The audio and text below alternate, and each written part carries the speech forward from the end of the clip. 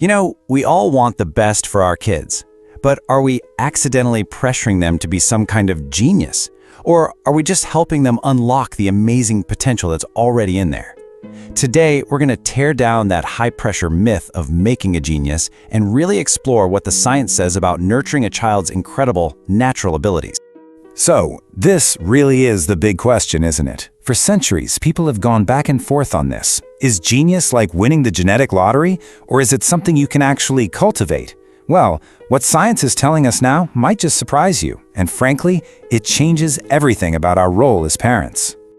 For so long, the thinking was that genius was just a fixed number, a super high IQ. It was like you either had it or you didn't, end of story. But the new view, the modern scientific view, sees it completely differently. It's not about one number, it's about developing a whole range of potentials across what we now call multiple intelligences. Okay, so here's how we're going to break this down. First, we'll bust that old genius myth wide open. Then, we'll get into the incredible science of how our brains actually grow. After that, we'll look at what a real genius-building environment at home looks like. And finally, we'll talk about your role and how to shift from being a demanding coach to being more of a wise gardener. All right, first up, let's redefine what genius even means in today's world. The thing is, this idea of a single genius trait is just, well, it's outdated. We now know there are so many different kinds of intelligence.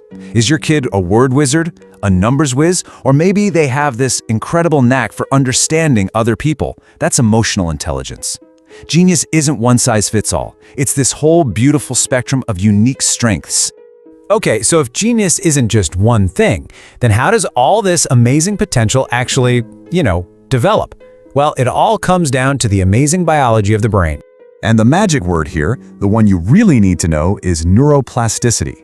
This basically means a child's brain isn't a block of marble set in stone, it's more like a lump of clay that's constantly being molded and shaped by their experiences. I mean, literally, every conversation, every problem they solve, every new thing they try, it physically rewires their brain. So intelligence isn't just born, it is actively built. And here's the thing that so many people miss. All that incredible brain building, it can only happen on a solid foundation. Before a kid can learn algebra or anything else, their brain needs to feel safe. Stress and fear literally shut down higher level thinking. But emotional security, that flings the doors wide open for growth and curiosity. It's the soil that the whole garden grows in. So if neuroplasticity is the hardware, the brain's physical ability to change, then the growth mindset is the software that runs on it. It's the belief, the deep down understanding that your abilities are not fixed. When a child truly believes they can get smarter by trying hard, they start to love challenges, they push through when things get tough, and they actually fulfill the incredible promise of neuroplasticity. And this is where our words have so much power. It's huge. When we say, "You're so smart," it sounds great, right? But what the kid hears is, "Oh, I have to keep looking smart, and I better not ever fail." But when we say, "Wow, you worked so hard on that," they hear, "Oh, my effort is what makes a difference. I should keep trying." See, one builds fear, the other builds resilience. It really boils down to the simple, powerful idea. This is the core belief. It's the engine for learning, not just in childhood, but for their entire life. Okay, so we've got the science down. How do we actually apply this stuff in our daily lives? Let's talk about turning your home into a genuine learning ecosystem. Look, the most powerful learning environment in the world is a home where a child feels psychologically safe. And that's not just about being physically safe. It's about creating a space where asking questions is normal, making mistakes isn't the end of the world, and being curious is celebrated. And we have to remember, yelling and shaming literally shut down the learning parts of the brain. And our kids, they are always watching. They will copy our behavior way more than they will ever follow our orders. The way we talk with them matters so much. Are we talking at our kids, or are we really talking with them? Instead of just asking for facts they've memorized, try asking, "Hey, what do you think?" Or "Why do you think that happened?" Things like storytelling and reading together, they aren't just for fun. They're incredibly powerful tools for building their vocabulary, their imagination, and their ability to think deeply. And how do kids actually learn best? Well, this chart right here tells the whole story. And spoiler alert, it is not by sitting still and listening. A full 50% of real, deep learning comes from active play.